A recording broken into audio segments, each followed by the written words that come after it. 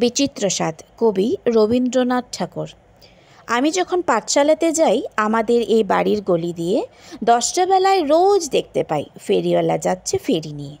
চুরি চাই সে হাঁকে, চিনের পুতুল ঝুড়িতে তার থাকে। যায় সে চলে যে পথে তার খুশি, যখন খুশি খায় সে বাড়ি গিয়ে। 10টা বাজে, 10:30 বাজে, নাইকো তারা হয় বা পাছে দেরি, ইচ্ছে করে সেলেট ফেলে দিয়ে অমনি করে বেড়াই নিয়ে ফেরি। আমি যখন হাতে মেখে কালি ঘরে ফিরি 4:30 বাজে, কোদাল নিয়ে মাটি কোপাই মালি বাবুদের ওই ফুলবাগানের মাঝে। কেউ তো তারে মানা নাহি করে, কোদাল পাছে পড়ে পায়ের পরে, গায়ে মাথায় লাগছে কত ধুলো, কেউ তো এসে বকে না তার কাজে। মা তারে তো পরায় না সাফ জামা, ধুয়ে দিতে চায় না ধুলোবালি।